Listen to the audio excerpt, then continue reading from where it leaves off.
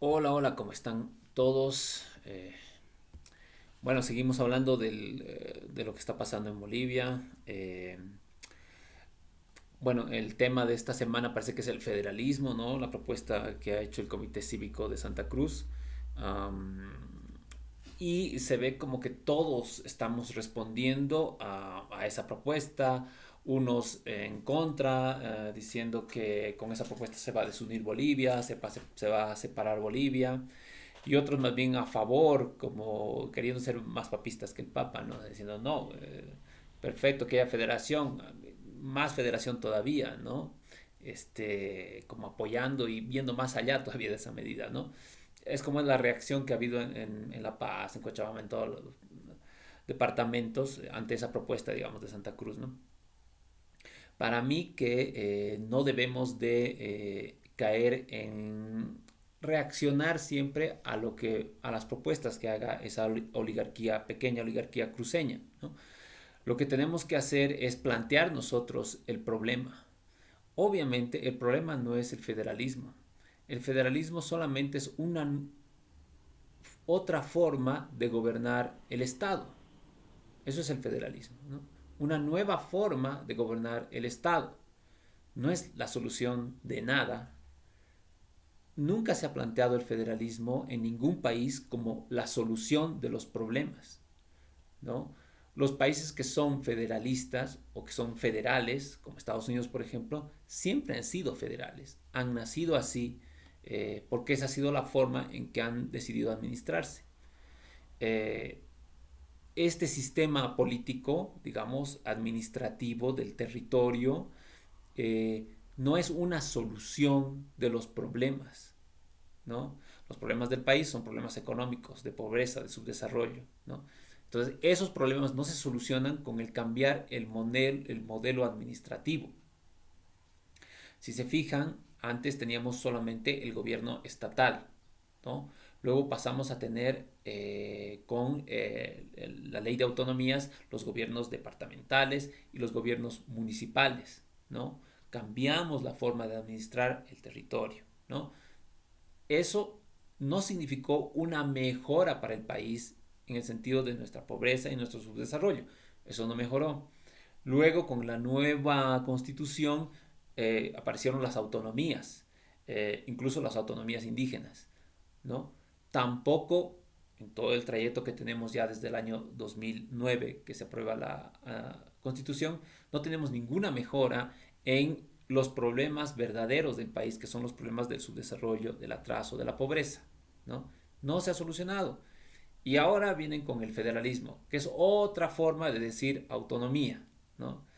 Antes se acuerdan que gritaban por autonomía, ahora gritan por federalismo. Es básicamente lo mismo, ¿no?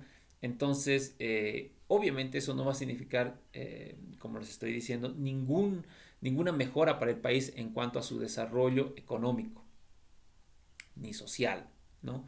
Entonces, ese no es el tema, no es de lo que debemos discutir, ¿no? Esa oligarquía lo que hace es tomar banderas, cada vez banderas más locas, más desquiciadas, sin ningún sentido, como hemos podido ver durante todo este tiempo, ¿no? Por ejemplo, lo del censo. Ya estamos viendo que el censo no era el problema, ¿no? Eh, el gobierno dijo, bueno, el censo va a ser 2024. En el cabildo del domingo aceptaron que el censo sea el 2024. Y ahora salen con lo del el federalismo, ¿no? Entonces es agarrar banderas solamente por tener una bandera sobre la cual pelear, pero no tiene fondo, no tiene sentido. ¿Y por qué no tiene fondo? ¿Por qué no tiene sentido? Porque la gente que está liderando en Santa Cruz estos movimientos, los líderes, las cabezas de esos movimientos, son, como he dicho muchas veces, oligarquías, liderazgos decadentes, en el sentido de que son incapaces de construir, ¿no? Aquel liderazgo o dirigencia moderna, progresista, ¿no? Que pretende el desarrollo, es aquella que es capaz de construir algo, capaz de generar opciones nuevas para el país, ¿no? Eh, y para la población. Estas oligarquías no son capaces de eso, porque son decadentes, porque son personas que no están pensando en el futuro, ¿no? Que están pensando en mantener su presente de control sobre ese territorio, de tener unas pocas pequeñas empresas, porque eso es lo que son, pequeñas empresas agroindustriales, ¿no? Que nunca van a poder salir del ámbito de Santa Cruz, ¿no? Más allá de las fronteras, ¿no es cierto? Y quieren mantener eso, ¿no? Están contentos con lo que tienen. ¿Y en dónde se ve esa característica de oligarquía decadente? Normalmente una clase alta, una élite progresista, está preocupada en lo económico, ¿no? Es moderna, quiere industrializar su producción, está pensando solamente en mejorar su producción. La oligarquía cruceña, los grupos que forman son grupos neonazis, como la Unión Juvenil Cruceñista, ¿no? Que ya las hemos visto en los videos que están circulando por las redes sociales, ¿no?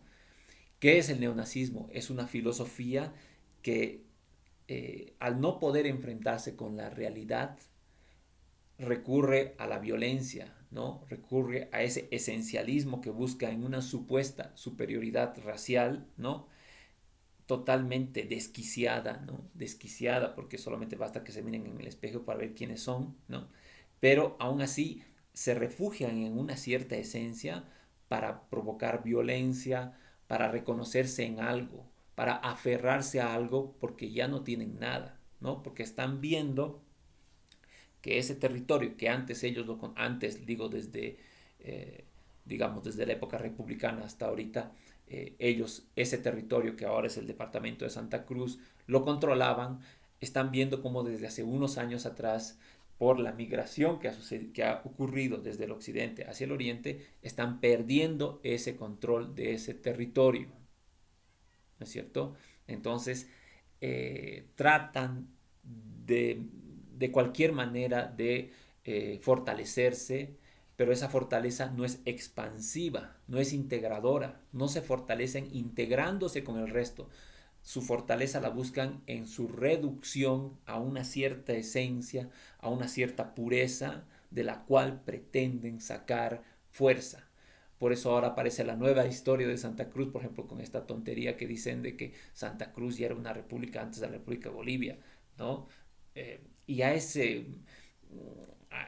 y se aferran de unos datos históricos ahí mínimos para encontrar algo de lo que aferrarse, ¿no? Esos son signos, este neonazismo, eh, el narcotráfico, ¿no? El narcotráfico que campea en Santa Cruz, ¿no?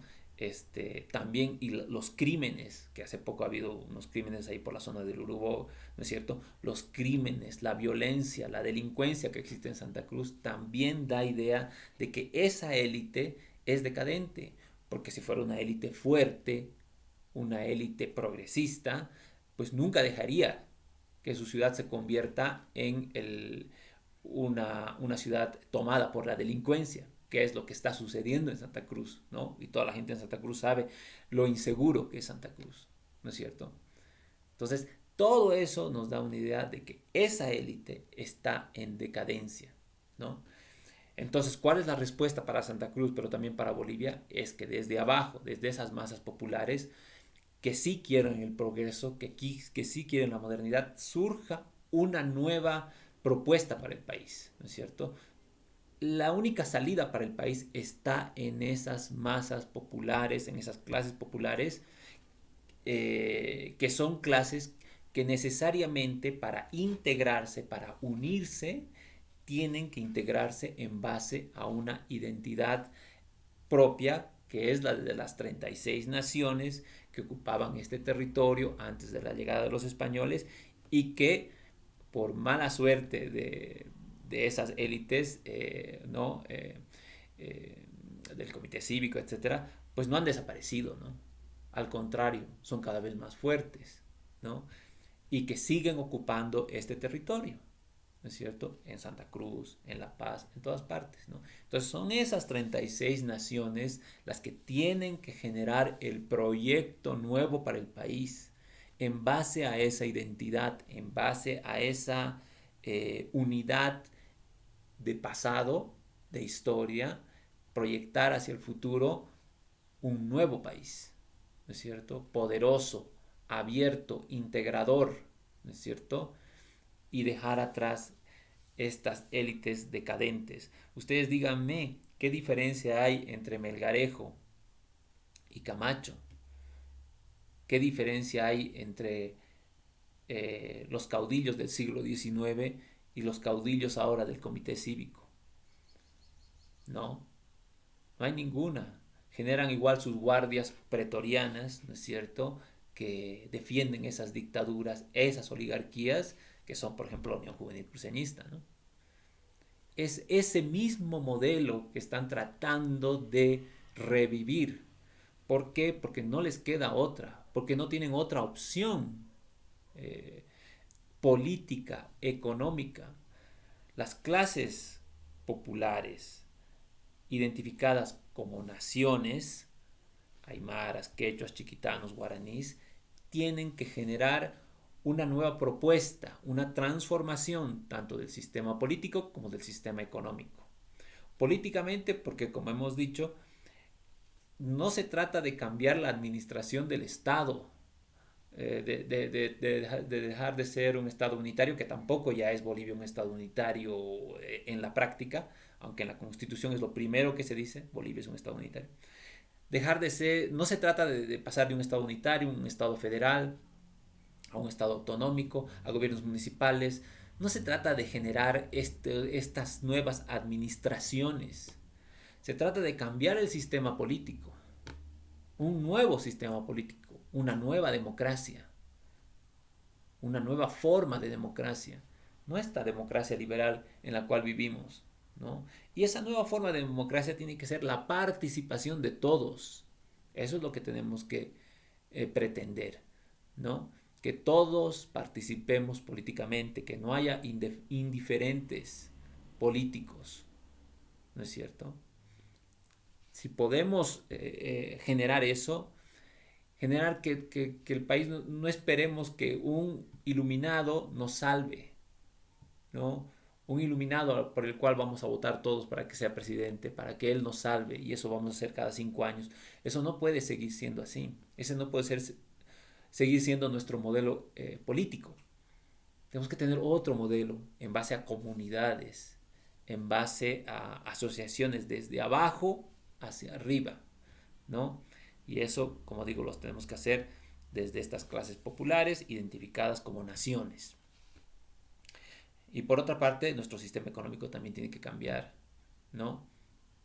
Estamos viendo que una economía basada en una agroindustria tampoco nos va a llevar al desarrollo por miles de razones.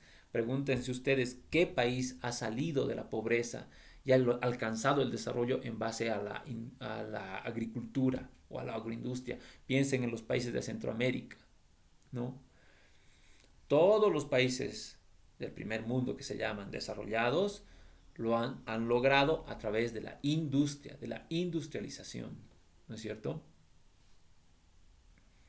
Y por último, hablar de la unidad, ¿no? Se necesita unidad, sea federal, sea cualquier sistema administrativo del país, tiene que ser unido. Piensen en Estados Unidos en 1860, en la década de 1860, en el siglo XIX, país federal. Pero cuando una parte de ese país trató de rebelarse, que eran los estados del sur, ¿no?, por razones económicas que tenían, trató de rebelarse, ¿qué hizo el país? ¿Qué hizo ese gobierno federal? Se enfrentó en una guerra, ¿no es cierto? ¿Para qué? Para mantener la unidad de todo el país, ¿no es cierto? Entonces, eso es lo importante, ¿no? La unidad. Entonces, más allá de, ya digo, del sistema político administrativo del territorio, tiene que haber unidad. Aún en un sistema federal, lo primordial es la unidad, y por esa unidad murieron en Estados Unidos 600.000 personas en el siglo XIX, en unas batallas y en unas masacres tremendas, ¿no? ¿Por qué? Porque se entendía que esa unidad era fundamental para el progreso de ese país, y así fue, evidentemente. A partir de ahí empieza la industrialización de ese país y empieza su camino hacia ser la primera potencia mundial en su tiempo, ¿no es cierto? Entonces, no hay que perder de vista la unidad, ¿no? Entonces, todo esto para decirles que esas élites, Calvo, Camacho, esa gente, es una gente en la que no se puede confiar, porque no están hablando desde la serenidad y desde la fortaleza que se debería de tener para mirar el futuro y plantear algo nuevo, algo positivo para todo el país. Están hablando desde el miedo, están hablando desde la debilidad de su propia clase, que no puede hacer frente a la realidad que está imponiéndole los cambios demográficos, políticos que está sufriendo el país. Ante esa debilidad, esa debilidad es la que están expresando, esa flaqueza, esa pobreza intelectual, pobreza de propuesta, como ellos mismos reconocen. Lo del federalismo era una cosa que ya se pidió en el siglo XIX, desde Santa Cruz mismo, con Andrés Ibáñez. Entonces no hay generación de nuevas propuestas, ¿no es cierto? Y bueno, el federalismo también se planteó aquí en 1899 en La Paz, desde la guerra federal, en el contexto de la guerra federal con Sucre. Entonces, no hay propuesta nueva, es una élite decadente, con miedo, débil, ¿no?